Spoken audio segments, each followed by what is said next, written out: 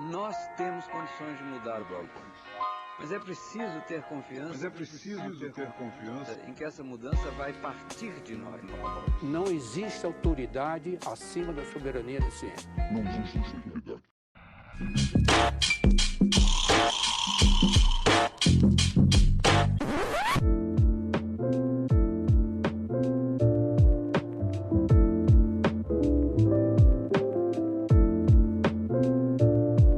Bem-vindos a mais um episódio do Nós da Nutrição, um podcast sobre nutrição e seu contexto na vida contemporânea.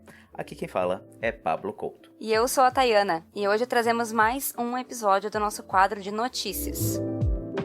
Então, Thay, faz tempo que a gente não aparece por aqui, né? Pois é. Não desse jeito, pelo menos. Digamos que esse formato é um antigo novo formato do nosso episódio de notícias. Para quem acompanha o Nós da Nutrição há um tempo, logo nos primórdios do podcast, nós tínhamos um quadro que se chamava Quebra-Nozes. Pois é, e o Quebra-Nozes ficou pra trás, coitadinho. Eu acho que o último Quebra-Nozes que a gente gravou foi o episódio 10. A gente tá no 33, então assim, esquecido, abandonado. Faz bastante tempo. Nós, até o fim de 2020, vínhamos trazendo algumas notícias no outro quadro que nós temos, que é o Papo Feito. Porém, em conversa, para a gente poder retomar as gravações no início de 2021, a gente pensou que não é tão interessante colocar isso no Papo Feito, porque a gente tira toda a mística do diálogo que tem com os convidados. Daqui a pouco ele quer conversar outra coisa que não necessariamente notícias que a gente coloca ali. Então a gente está tentando trazer o Quebra-Nozes de novo, porém com alguns tópicos importantes que a gente considera relevantes assim, num contexto geral. O objetivo é que a gente tente fazer ele com mais frequência, porém essa frequência ela é incognita, porque depende de notícias específicas que nós consideramos importantes para vocês ouvirem. Concorda, Thay? E a gente gosta de reunir várias notícias, né? Não trazer pouquinhas, assim, e tal. Algumas também em continuidade, né? Então a gente falou de uma notícia em setembro e aí lá em dezembro ela tem uma atualização, a gente comenta de novo. Então, outra coisa também que fez a gente pensar nisso, a gente fez uma enquete no Instagram com o pessoal que nos acompanha lá no Instagram. Se você não nos segue lá a gente, @nosanutrição, com Z. E nessa enquete eu perguntei lá pro pessoal há quanto tempo nos conhecia, como é que tinha nos conhecido. E eu vi também que, numa pergunta que eu fiz sobre qual era o quadro que mais gostava, um dos que mais teve votação foi o Quebra-Nozes, foi sobre notícias. Nossa, que impressionante. O pessoal pelo jeito gosta de ter um lugar em que resuma tudo, né? Eu, pelo menos, acho mais fácil assim do que ficar acompanhando sempre as notícias ligadas a isso, né, especificamente. Porque a gente já é bombardeado com um monte de notícia, né, do mundo. Ainda mais agora em pandemia. E sobre o tema nutrição, alimentação, enfim, é legal que eu acho que reúne tudo. Então o pessoal votou lá bem a favor do quadro. Então, acho que essa nossa decisão foi acertada. A gente vai testar agora e ver como é que vocês recebem essa mudança, esse quadro, né? Essa volta do quadro. Então vocês nos avisem lá qualquer coisa também. A ideia é trazer o pessoal para participar junto, né? Então, falem conosco. Bom, hoje a gente tem várias notícias. A gente tá gravando esse episódio em fevereiro de 2021, então a gente tem notícias desde janeiro até agora para comentar. Bom, a primeira, a gente começou o ano com um tweet do presidente da França, o Emmanuel Macron, falando sobre o desmatamento da Amazônia. O que ele comentou, então, no tweet dele? Abre aspas.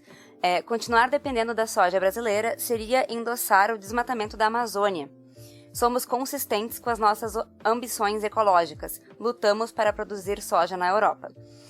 Basicamente, o que ele comentou, então, que não é coerente a França comprar tanta soja, ser tão dependente da soja brasileira, quando o discurso europeu é muito voltado para o meio ambiente, né?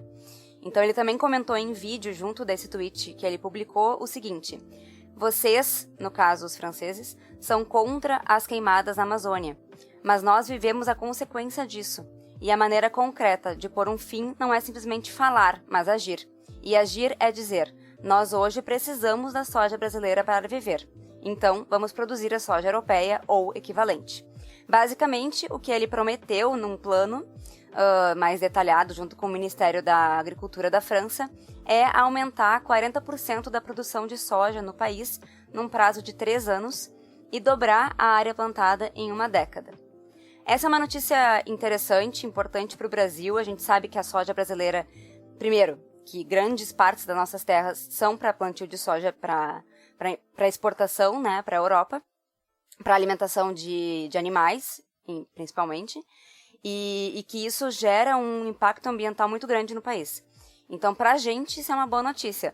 Não é necessariamente a melhor notícia que a gente poderia receber, porque o ideal não é que outros países também tenham monocultura de soja, né? Que é um terror para a terra, para a água, enfim. Mas pode tirar um peso aí do nosso impacto ambiental, do nosso meio ambiente, né? Do nosso país. Então, vamos acompanhar para ver se eles vão fazer isso e o que isso vai gerar também de consequência para a economia, né? Tem outra coisa que é bem relevante, que é a questão da geopolítica internacional do governo brasileiro com a Europa.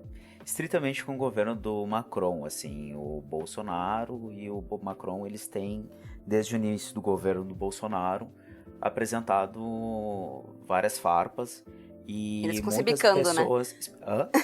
Ficam se bicando, né? Ficam se cutucando. Exatamente. E muitas pessoas comentam que talvez a França não tenha um posicionamento ambiental tão significativo, mas seria mais uma crítica ao Bolsonaro em si. Isso são teorias políticas.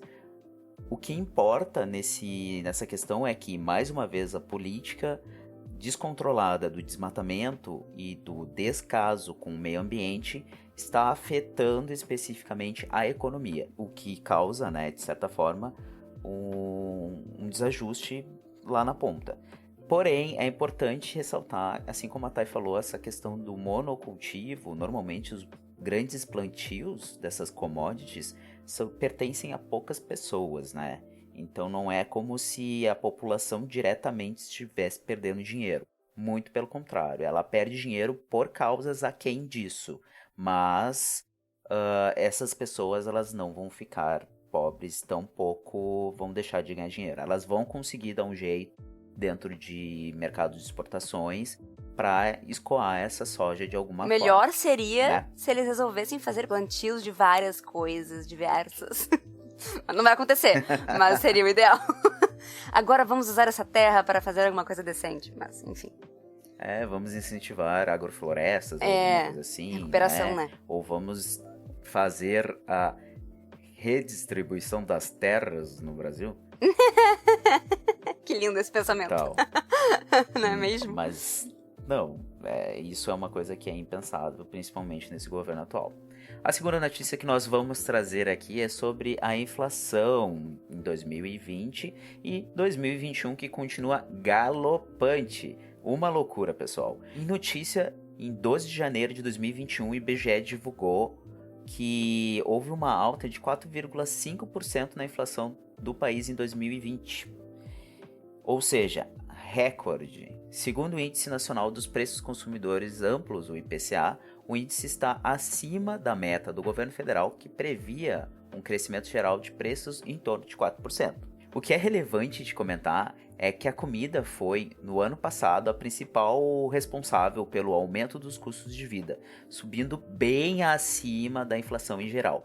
E não só no ano passado, né? A gente está vendo agora em 2021, o início de 2021, fevereiro e março, um aumento significativo de vários itens do cardápio da população brasileira. Então, somente o grupo de alimentação e bebidas teve um aumento de 14,1% no preço de alguns dos itens mais consumidos no Brasil, como óleo de cozinha, arroz, batata, tomate e frutas. Eles foram para casa foram para a lua. O troço disparou. E junta isso com a taxa de desemprego, com a pandemia, com, né? Tudo isso... Exatamente. Então já é uma questão bem macroeconômica, porque qual foi o óleo especificamente que aumentou? Óleo de soja, óleo de milho, né? Já essas questões de commodity. Então, é uma inflação galopante que teve um grande acréscimo. A gente está tendo agora uma grande disparada do preço da carne no Brasil. E são esses itens essenciais, né? Arroz, batata, coisa que alimenta a população no geral. É muito preocupante, assim, alguns números. A gente vai colocar o link das notícias que tem, melhor ali os percentuais e tudo mais. Inclusive todas as notícias, né, estarão no nosso site, para quem quiser clicar lá e ver. O óleo de soja, por exemplo, cresceu 103,8%, é muita coisa, né? E o arroz 76%, então, assim, a gente já falou do arroz, inclusive, né, Pablo, aqui no podcast. E tem a ver com essa notícia também, e é muito preocupante que sejam esses itens que tenham aumentado, né? Eu tava conversando com uma assistente social e o que mais assusta é que, de fato, quem realmente paga o pato é a população que é mais fragilizada, assim, economicamente falando. Porque uma pessoa que tem mais condições econômicas acaba sendo menos impactada por esse aumento da inflação na comida especificamente, né? Porque ela tem maior aporte, ela consegue aporte financeiro, ela consegue rentabilizar de outras formas, acaba vendendo alguma coisa aqui, outra coisa ali. Tem dinheiro, em suma. Agora, as pessoas que recebem até 2 salários mínimos, 1 salário mínimo e meio, ou menos que 1 salário, acabam ficando extremamente fragilizados quando tem um aumento do gás, quando tem um aumento da carne, do leite, do arroz, que é o básico do básico do básico. Uma pessoa sobreviver no dia a dia e poder trabalhar e produzir neste Brasilzão que tanto nos assombra. E a próxima notícia tem tudo a ver com isso. Na verdade, é uma notícia do Joio e do Trigo, para quem não acompanha eles. É uma notícia que eles lançaram em outubro de 2020 e que a gente não tinha comentado aqui ainda. Que é o seguinte, teve um estudo que foi liberado, né, lançado, realizado em parceria com o Instituto de Manejo e Certificação Florestal e Agrícola e com o principal autor desse estudo, que é um economista e professor aposentado da Universidade Estadual de Campinas, que é um estudioso da distribuição de alimentos no Brasil, chamado Walter Belick, não sei. E ele analisa nesse estudo as contradições e as fraquezas do sistema alimentar brasileiro. Basicamente, o que ele traz pra gente é que, alguns dados, né, importantes desse estudo. Famílias mais pobres com renda de até 2 salários mínimos gastam em média 120 por mês para alimentar cada membro. E as mais ricas, com renda superior a 25 salários mínimos, gastam R$ 671 para cada pessoa, né, para cada membro da família. E, além disso, os mais ricos não comem simplesmente em maior quantidade. Na verdade, eles têm acesso a uma dieta mais diversa e, em teoria, né, mais saudável, porque eles têm mais oportunidade. Que linka com o que a gente estava comentando, né, desses alimentos que subiram na inflação, que são o básico da nossa alimentação brasileira.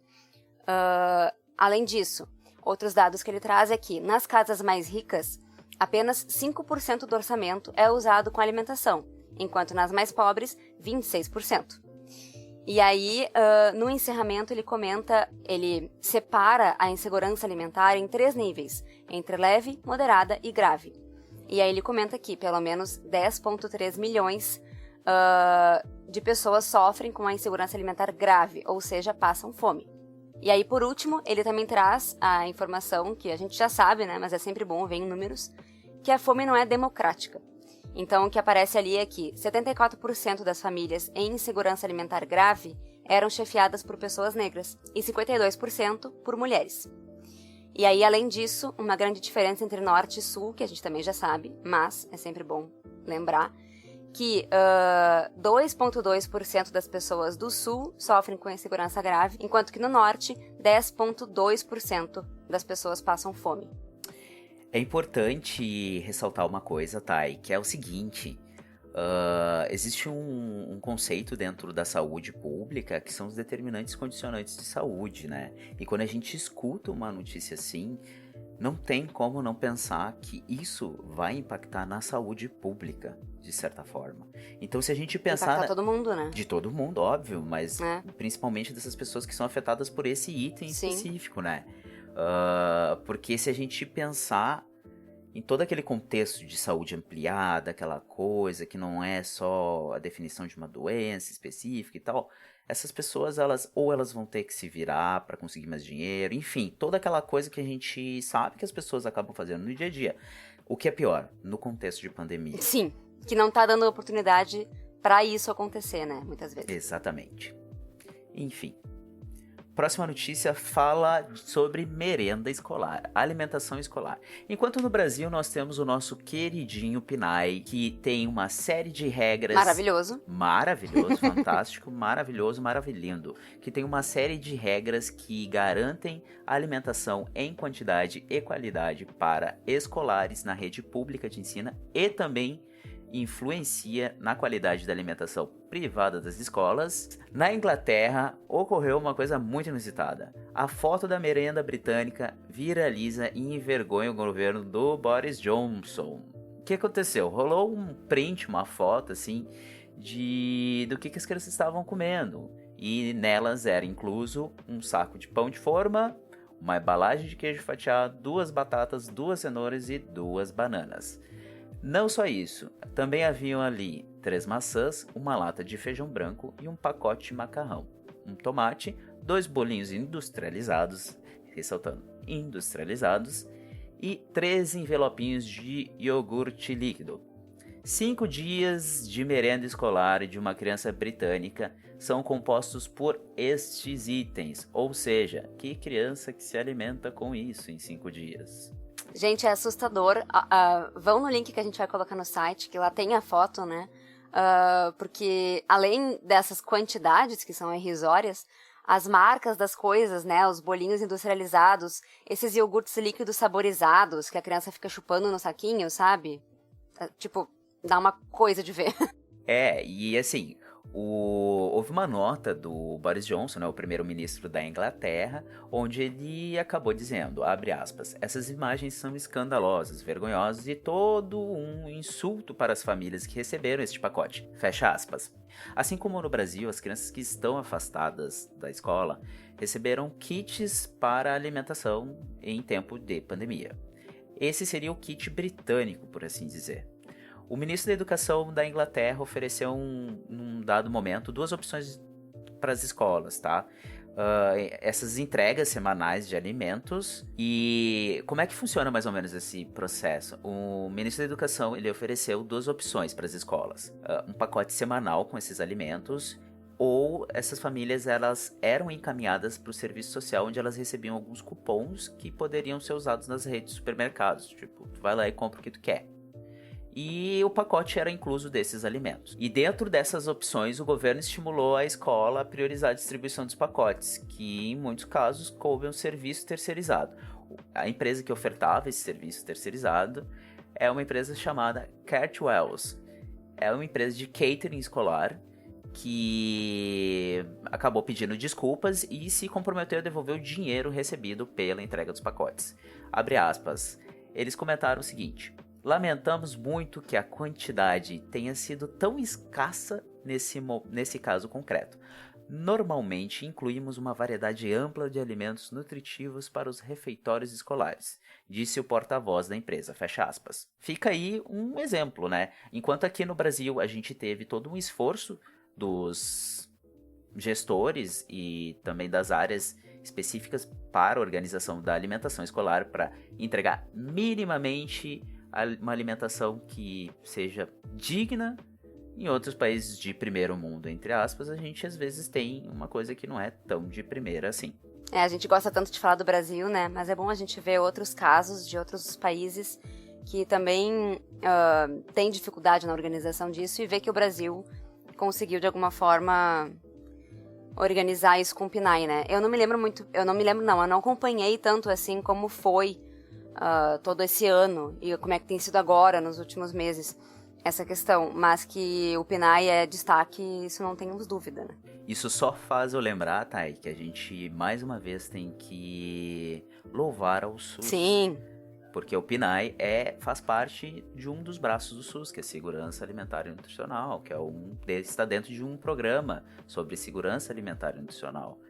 Então, obrigado a este programa, que é tão lindo, maravilhoso, esse sistema também. E continue existindo, né? E que permaneça com a gente, né? Que não seja Exatamente, permaneça desta forma ou melhor. Exatamente. Bom, próxima notícia é de início de janeiro e, como sempre, a ver com agrotóxicos, né? Nós vamos trazer para cá. De acordo com os dados do Sistema de Agravos de Notificação, o SINAM, Agrotóxicos foram usados como armas em 305 casos de tentativa de envenenamento com pesticidas na última década. Em 77% dos casos, a violência ocorreu dentro de casa. Esse levantamento foi exclusivo da Agência Pública e Repórter Brasil, e ele revela um desvio no uso dos produtos agrícolas, que estão sendo utilizados para matar e ameaçar pessoas. Nesses casos, 32 deles foram homicídios nesse período. Junto com isso, dados do Ministério da Saúde mostram que o agrotóxico mais usado nos casos de violência está banido no Brasil desde 2012. Além disso, mais de 22 tipos de agrotóxicos foram usados nessas agressões, e entre eles herbicidas como o glifosato, que é um dos mais falados, né, e o picloram, que são substâncias permitidas no Brasil, mas que são altamente tóxicas. O perfil das vítimas dessas agressões tem conexão total com o que tem acontecido no Brasil. São pessoas pretas ou pardas, jovens e que não chegaram a completar o ensino médio. Os principais deles. Além disso, o que eles trazem também é que os dados estão longe de representar a realidade, já que muitos dos casos são confundidos com suicídios, e estima-se que para cada caso notificado de intoxicação existam outros 50 não computados.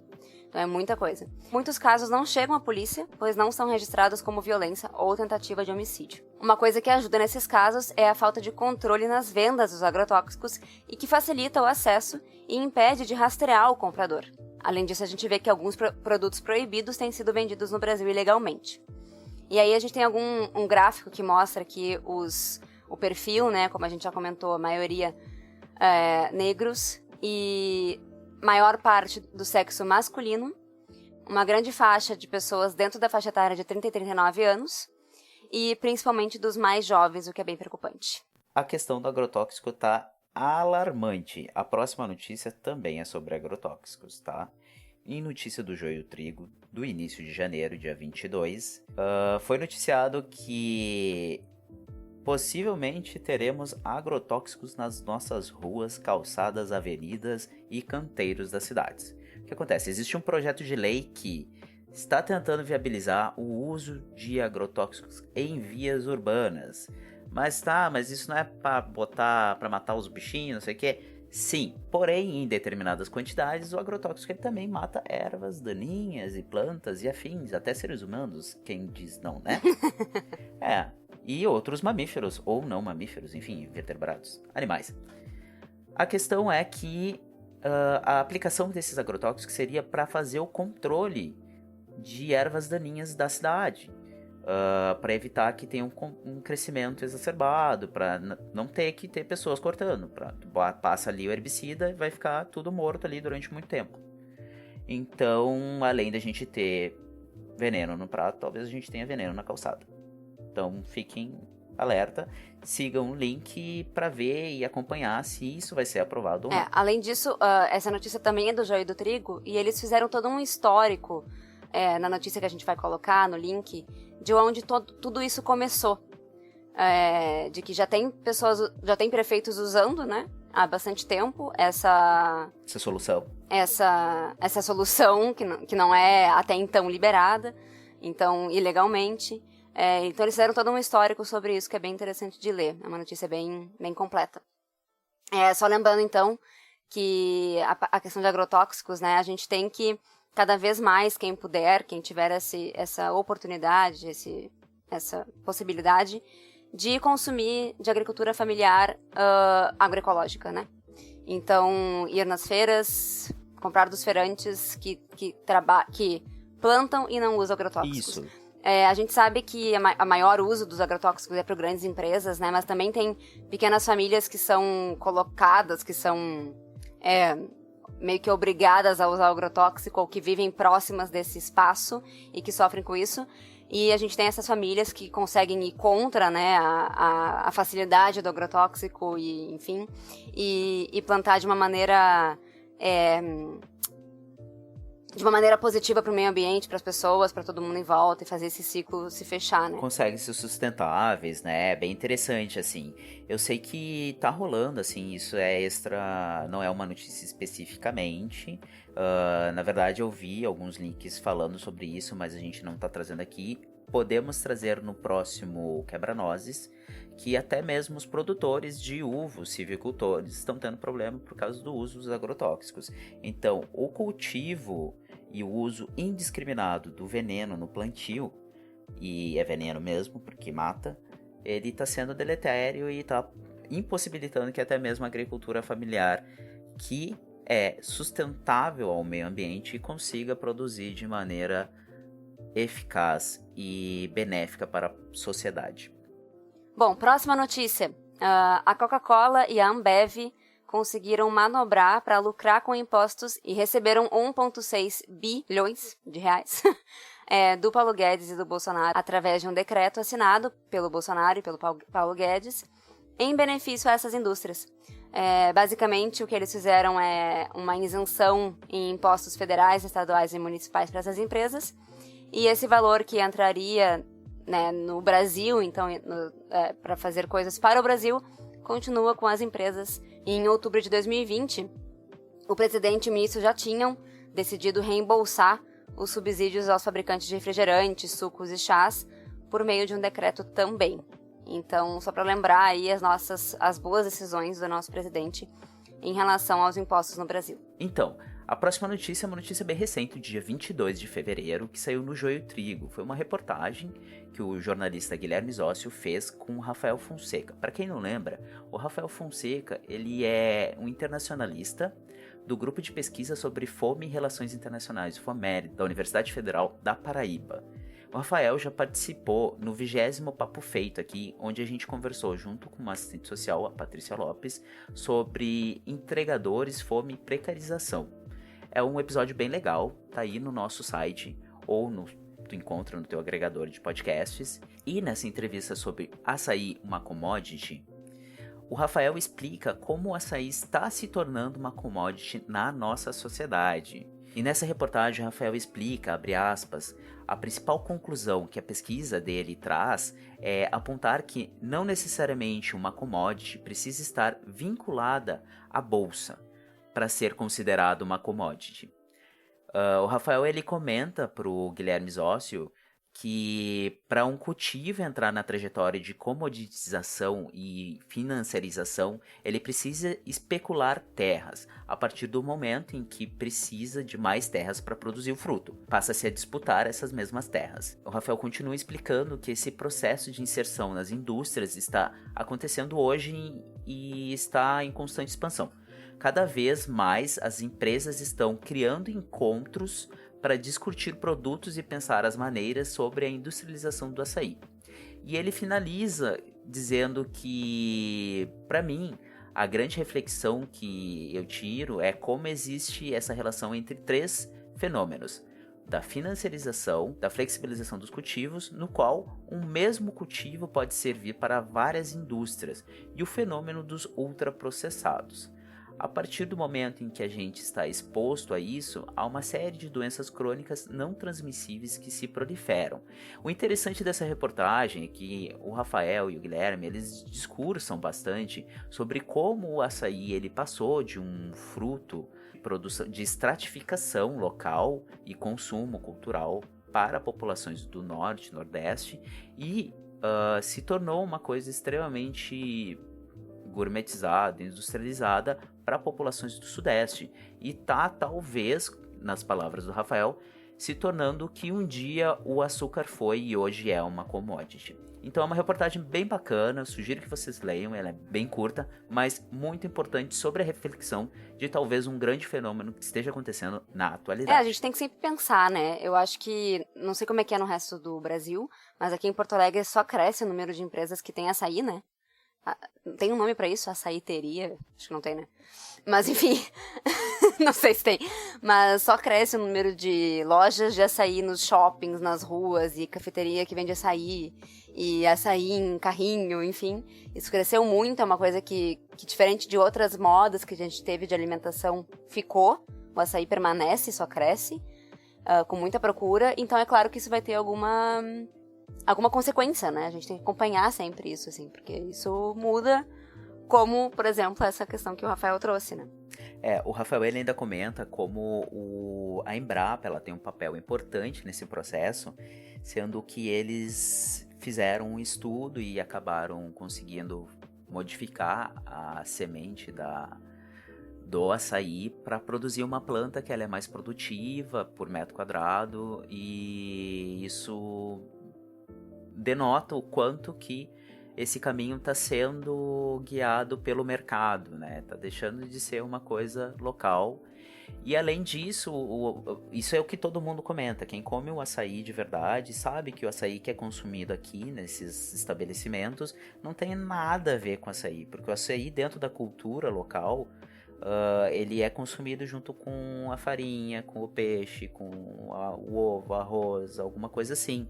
E não é um alimento doce, que normalmente é utilizado junto com granola, leite condensado, leite ninho, outros industrializados, e se assemelha muito com sorvete em si, porque ele precisa também de uma cadeia de frios para ser transportado.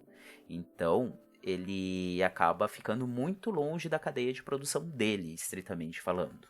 Para ele ser mais fácil de distribuir, ele vai ser industrializado, né, como a maioria das coisas. Então, é isso que tu comentou, esses açaís que a gente come por aí, normalmente são muito adulterados e adicionados de coisa para conservar mais tempo, ser mais doce, ficar com uma textura melhor na hora de servir e tal.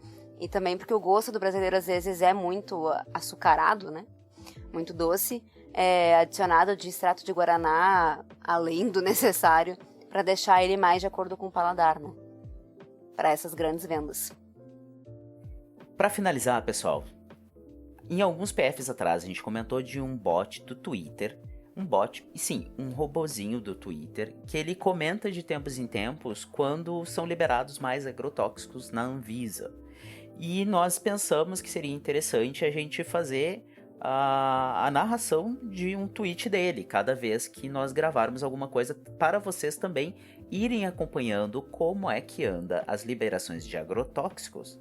Então, que andam bem rápidas. E andam em escala focadíssimas, desproporcional. A gente já falou, inclusive, aqui numa notícia de hoje, que a gente está batendo recorde de liberação e até estamos passando agrotóxico nas ruas, quiçá, em alguns projetos que andam pelo Senado. O Robotox do dia 27/2, ele menciona que desde o começo do mandato, o governo Bolsonaro publicou e aprovou o uso de 1.065 novos produtos agrotóxicos.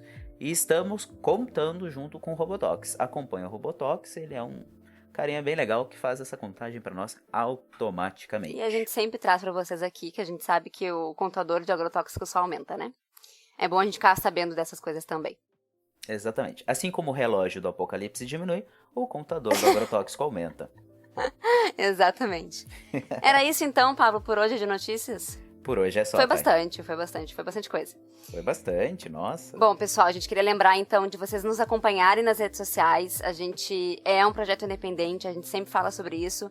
A gente quer que vocês participem, deem suas sugestões, suas críticas, seus elogios, suas recomendações de pessoas, de assuntos pra gente trazer pra cá. A gente tá em todas as redes sociais como Nós a Nutrição. Então, Facebook, Instagram, Twitter, LinkedIn, a gente tá por tudo. E, além disso, pessoal, vocês também podem conversar conosco por e-mail. Sim, aquela ferramenta antiga, porém funcional. Por contato@nosanutrição.com.br. Lembrando, nós com Z. Ou pelo nosso site, tem um formulário lá que vocês podem preencher e entrar em contato com essas duas pessoas maravilhosas que vos falam. Sim, nos sigam. A gente agradece por mais um episódio. Muito obrigado por ficarem até aqui e Obrigada, até o gente. próximo. Até mais.